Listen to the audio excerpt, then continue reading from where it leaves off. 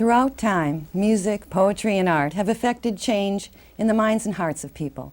From Bob Dylan's Blowin' in the Wind and The Times They Are A-Changing to John Lennon's Give Peace a Chance and Imagine, artists have sought to raise the consciousness of the masses towards a peaceful, harmonious existence among all people.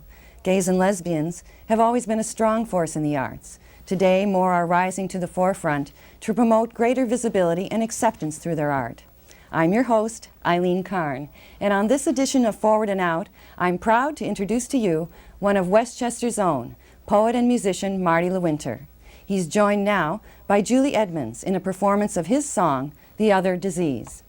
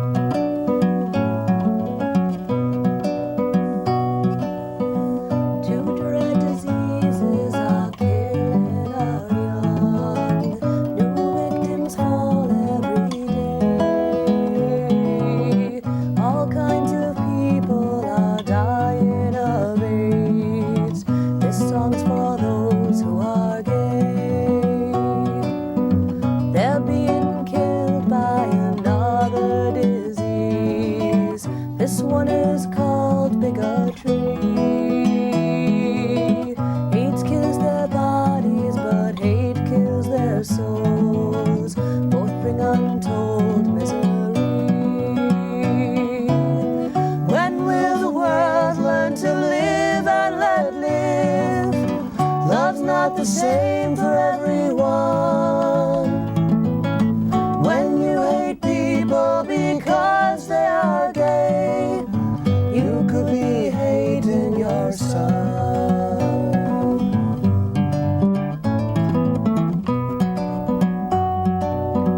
AIDS is contagious in so many ways, so is the other disease.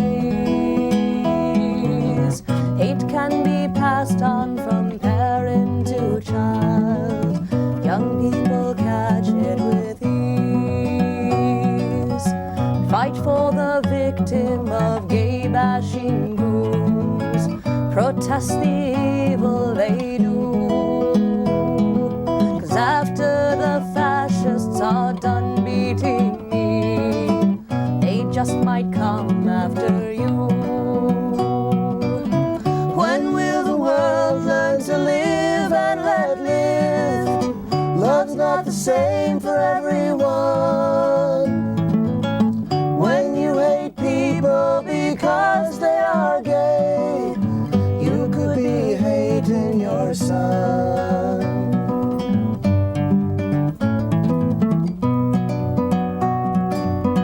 A cure for AIDS might be decades away. So many millions will die, but we can cure all of the hatred right now.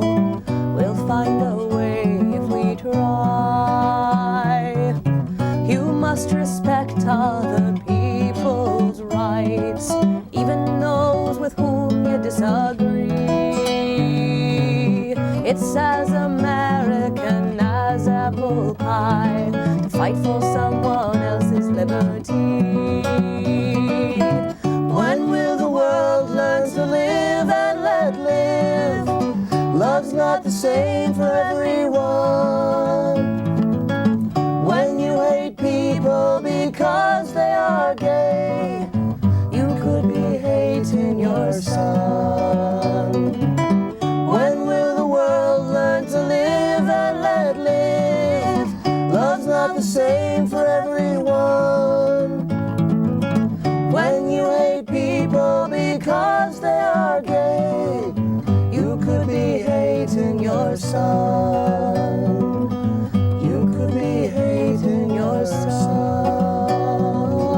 You could be hating your son.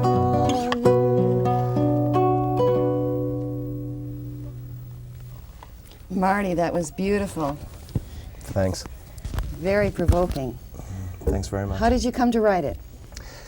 I looked around at all the hate in America against gays, lesbians, and I figured that when people walk around the street saying, well, this one's a faggot and this one's a queer, Don't they realize they really could be insulting their sons, their brothers? When someone walks down the street and points to a lesbian and says, look at the dyke, well, that person could be insulting his aunt, a neighbor, a kind teacher, whoever. Right. And I had to put what I felt into words. The kind of homophobia that AIDS evoked, instead of evoking sympathy with the poor, sick people, when I heard people say things like, well, this is God's punishment to those damn homosexuals, I realized that we had to do something about it, and I think that a song might be a way to reach someone's heart. Right. And the bigotry, I especially liked at the end when you're, making a call, the American is apple pie, that in fact we're all in it together, and that if we accept our legacy of freedom and understanding for everybody, that even the heterosexual community has to, take us hand in hand for our rights. Yeah, that's very observant of you. That's really a very important part of the message. I stated in the song, we have to fight for the victim of gay bashing goons, and I'm trying to remind Americans that after they come for me, well, they're going to come for you for a different reason. They might not like you because you have long hair, because you're wearing an earring, or because you're an African American, or because you're Jewish. The hater will always find reasons to hate, and all Americans have to unite, and we have to defend all the marginal groups that are in danger. To me, also, it suggested how powerful the nuclear family is. That children learn hate from their parents, and that that's the disease that could be stamped out now. Isn't that the truth? Very beautiful song. Oh, thanks. How did you develop as an artist? Have you always been into music and poetry? Well, I started playing guitar when I was 12 years old. 12 years old. And music lessons couldn't dampen my enthusiasm for the instrument.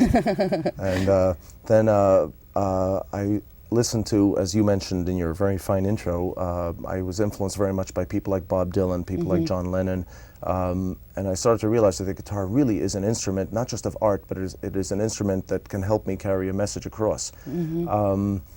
Recently, in May, I just got a Master of Fine Arts in Composition, and I've been writing songs, well, like this one. I wrote a musical with that song Woman, which we'll play later in the program. Great. And slowly but surely, I'm beginning to find that the way I can reach people most effectively, I think, is through music and poetry. Through music, yeah. Walt Whitman is one of your inspirations, too. My hero. Yeah. Any particular work of his that you really like? I like a lot of his works. I particularly enjoyed "O Captain, My Captain," which was a memorial to that he wrote shortly after the death of Abraham Lincoln. He wrote many, many songs about America, about its strength, its diversity, about all the people. And Whitman was not an elitist. He didn't talk about the rich, the powerful. He talked about everyone, the worker coming home from the steel factory, the poor, the wretched, the unfortunate. And Whitman gave America a voice that it so urgently needed. No, that's beautiful. I thought we'd have you read some of your poetry now. I think the first one you have is To My Love. If you'll please give us that, and we can talk about it after. These glasses will make me look very distinguished. Okay. To my love. Deprive us no longer, for our love is stronger than your fears of the eyes and ears of others or of your brothers. Not to nature or a man, nor to some wicked divine plan is it construed to be a sin. Break this barrier, be not a carrier of societal doubt. Rather let that scoundrel out, and through that same door let me in. Okay. So you're addressing that to a gay fellow? Yes. Someone who's questioning their identity or feeling the weight of society's pressure and oppression. Yes, this was someone I was very much in love with, who was also very much in love with me. He was really afraid to go ahead. And I wrote this poem out of sympathy, but it is also a strong poem. It's a very political poem, and I'm sending a message with this poem. It's a challenge there. Yeah, I really, really think that many, many millions of people all over the world suppress their sexuality, and they become so miserable, so unhappy, so frustrated. There are the people that murder, that steal, that the social misfits, if you like, the people that on Saturday night are causing fights in bars instead of just enjoying a beer, enjoying their friends, enjoying being with a lovey-dovey. They have to go around making life miserable for the rest of us, and I think sexual frustration, romantic frustration is at the core. So many millions of people would right now come out of the closet if societal pressure would let up. And this is another message we have to send to American society. When they use these hate words, fag, queer, dyke, etc., they're causing the young to be afraid of themselves. They're causing self-hatred, self-loathing in so many people, and they're preventing a very natural process, and that the process of expressing one's love. So in this poem I say, be not a carrier of that societal doubt. Let that scoundrel out. And through that same door let me in. Now that's the poetic twist, the hook if you like. But the message I hope is very clear. The message is, come out of the closet. Closets are for clothes. That's good. Another selection from Where Springs Your Pride you brought today to read to us. All right. Now here there's a contrast. Paragraph 1, or the way it could be, paragraph 2. Okay. Unafraid because you're unaware of the threat? Do you mock death because you haven't seen it yet? Defy you the foe from safe castle wall? Climb only when the net catches your fall? Are you the confident master of routine, smiling because your world hasn't been cold and mean? Untested, untried, from where springs your pride? If from good looks or youth, then heed well this truth. To see the threat, yet to double your bet, to stare death in the face and remain in the race, fighting your foe in his domain, scaling the cliff though they call you insane, to shun routine and master the new, to bravely smile when they've made fun of you. So sing your battle cry out loud and earn for yourself the right to be proud. Oh, that's wonderful. So that's really talking about self-acceptance and sort of stepping up to the line, that you're not going to be held back. Yeah. How did that poem evolve? I was thinking about, I think it was kind of personal. I was wondering about the courage we need, gays and lesbians and bisexuals, the courage we need just to live, to smile when they've made fun of you, to not turn bitter, to try to be brave. You see, it's easy, for example, to be gay in a college that has a big gay lesbian organization. A college is supposedly the home of tolerance and bigotry. It's very hard to fight the foe in his domain. Can I be gay in Brooklyn, in Staten Island, in Westchester, in downtown White Plains? And this is a message of courage to people. Earn this pride. We talk about gay pride. It has to be earned. And one way to earn it is to get out there and fight the foe. Fight the bigot in the bigot's domain. We have to take the fight to the suburbs, not just the inner cities. We have to be brave. We have to earn that pride. And then we can sing that battle cry out loud. Right. When you were talking about the liberal academic environment, you were speaking from your own experience, too. You're a professor at SUNY Purchase. Whereas we sometimes call it SUNY poor choice because of the salaries that we're getting poor over there. choice for the So, faculty. Poor choice, yeah. Nevertheless, it's a good environment for you, and it's Yes. been good for your art, too? It's nurturing. The SUNY Purchase campus is full of really, really gifted students and faculty. A lot of fine programs in the arts. I happen to teach mathematics, but well, I even find a little bit of art there. At Purchase, that's where I did my Master of Fine Arts, by the way. They permitted me to do that. I'm entitled to 1 free course per term. Well, these are boring details, but it allowed you to do it. But it did. Academia still is a shelter for the pursuit of truth and beauty. If I worked in downtown Manhattan, I'd constantly be having to produce for profit. I'd have to produce mathematical ideas that sell, that motivate finance and industry. At SUNY Purchase, I can write a mathematical article, a theoretical article. I can be a poet, I can be a guitarist, and I can circulate in an atmosphere where people try to stay open-minded. I saw a bumper sticker the other day, minds are like parachutes, they only work when they're open. Right, and you have that and colleges, academic environment. And colleges are the last hope of America, I think. From the colleges, I hope a message springs forth to all of society that truth and beauty matter, that we should be very open-minded with people. There's no room for bigotry, there's no room for prejudice.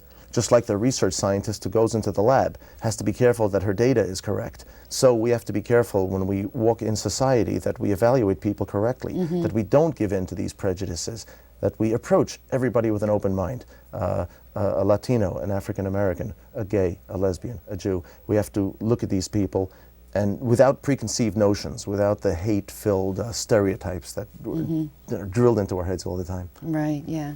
And the college campus is good for that, although, and in the folk tradition and in the social movement tradition, the colleges have always been important. Absolutely. Yeah, absolutely. So that goes to your point, if it keeps up. How about math and music? That's quite a, some people have thought of the mathematical aspect of music as being, you know, the direction. Has that helped you? Do you see your your mathematics knowledge? Frankly, not at the conscious level. Not at the I have to conscious keep the two level. separate. So when I'm playing guitar, I can't think of quadratic equations. On the other hand, though, subconsciously, there's something cerebral going on in the mind of the mathematician and the mind of the musician. Yes. That there's a very strong overlap. The mathematician thinks about quantity and measure, and the musician in a way does too. A chord has certain notes in it, certain triads that are combined a certain way. Scale passages have a very deeply mathematical foundation. But I do try to keep the two separate. Right, yeah. The song Woman is part of a larger piece, is that correct? That you're Yes. working on now, or is that a work in progress? Well, I finished that last May. It was for my MFA, and it's called The Trial of Earth. Happens a couple of hundred years in the future. We become a nuclear space power, so the Galactic Federation notifies us and they tell us we're going to be put on trial. They've been recording everything we've been doing for the past thousands of years. If they deem us unfit to have nuclear weapons in space, they will destroy the planet. And we have to send a delegation to their planet to stand trial. The prosecutor there has his choice of ways in which to indict us, and among the three things he chooses is the way we've treated women for the past several thousand years. How women have constantly been put down, told your place is in the home, just cook and clean and go to church and raise the kids. And it gets worse. Murder, rape, pillaging. Women have to, I think today, live in constant fear. A woman at 10 p.m. in Violence. Manhattan who goes to buy a pack of cigarettes and leaves her house has to look around and worry, well, you know, where's the rapist? Where's the, who's going to do her violence? As you know, date rape across America, the statistics are absolutely horrendous. And I personally think that is one of the most indicting factors against humankind, the way we treat those people who gave us our lives, mothers, the givers of life. Right. I also think that in particular on this program it is a very appropriate thing to discuss, because I think women and gays have the same oppressor, the same macho man who's going to say faggot and maybe beat up a gay is more than likely the type that disrespects women. He's the potential date rapist. He's the potential wife beater. There's a common enemy, and I think there's a cure for this. We have to educate our young. We have to teach the young males what it means to be strong. And it doesn't mean hit the other guy over the head and knock him down on the football field, and that shows you're tough. So, or score with women so you can put another notch on your dashboard. Had a date last night and I got something. You know, the locker room talk in the high schools. Right. And It's all about power over and possession, acquisition. Absolutely. I think women have to be empowered too, because psychology of the oppressed being what it is, you know, women buy into it for so much, you know, so that I think the male macho stereotype is also has its counter in ingrained thinking that women have about themselves. Good So point. there's got to be some empowerment there. I think it's such a pity that we give medals in wartime to people, and they sometimes do deserve these medals. There are people who act very heroically on the battlefield. There are stories of men who've jumped on grenades to save all their friends. But we don't give enough medals to women, what they do from morning to night under peacetime conditions. There was a time, as you know, when the mortality rate of childbirth was 50%. And yet women had the courage to go ahead and conceive and bring babies into the world at such terrible personal risk. Women in the wild... Did they have a choice? Good point. Sometimes no. Birth control actually came to our aid there. Yeah. Good point. Yeah. But so many women did bravely go forth, and look at the first women who fought for the right to vote, the women who first knocked down the hallowed halls of academia and said, let us in too. Madame Curie was not allowed to read her scientific paper before the Academy. Really, the treatment, the more you think about it, the more incensed you get. And I am in total agreement with you that women have to have more power. We have to see more women in political office, in the military, in academia, in all walks of life, standing side by side, enjoying nothing less than full equality with men. That may engender more respect in society too. Right. Are there other projects that you're working on now? What's the future for Marty Lewinter? Well, I think I have enough degrees to put in my office. So no more academic degrees for the moment, huh? Yeah, really. I think that MFA was literally a terminal degree. I think what I'd really like to do now very much is put all my artistic energy into the gay and lesbian movement via, again, the mediums of poetry and song. And I'm going to fight very, very hard in my way, the only way I really can. I don't have money. I don't have that kind of clout where I can donate $10,000 to the to some gay organization, but I can certainly put my time and energy into the movement. Well, you work at the Loft. You're quite an active volunteer there. Yeah, that's an important part of our work. Okay, so I want to thank you very much for being on the show today. It was great. My pleasure. Beautiful work and a real inspiration to all of us. We're going to hear now again from Marty LeWinter and Julie Edmonds performing Marty's composition, Woman.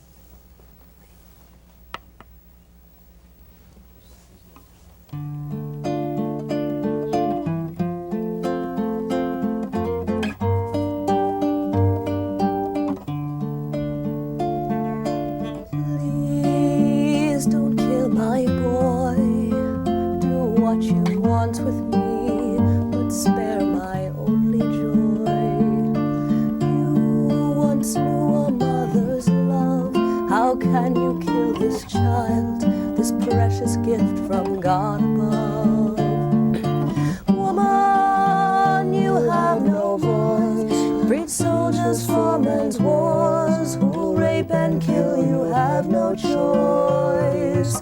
Woman, you have no mind. Your place is in the home. That is God's design. We must suffer and obey, give birth and cook and pray. That is the plan of man. You call us in your need. You use us for your lust. We must follow where you lead. Woman, you have no voice. Breed soldiers for men's wars, who rape and kill, you have no choice. Woman, you have no mind. Your place is in the home. That is God's design. So it was since time began. Woman is the slave of man. Her life belongs to him. Like his cattle in the field, to him I must yield. Am I my husband's property? Man, this evil that you do, you shackle and enslave those who gave their life to you. The pain I felt at my son's birth is nothing when I see his still warm corpse on this cold earth. So please don't kill my boy, kill me. I cannot bear this hell, this man-made world of misery. To my fate must I resign, must I accept my destiny? Is that God's design?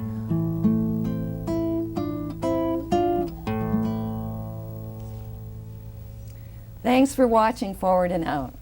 Please send your comments and questions to us at Forward and Out, care of the Loft, P.O. Box 1513, White Plains, New York, 10602. Or call the helpline at 914-948-4922. You can also ask a helpline volunteer about becoming a member of the Loft. Please support your Gay and Lesbian Community Services Center. It supports you.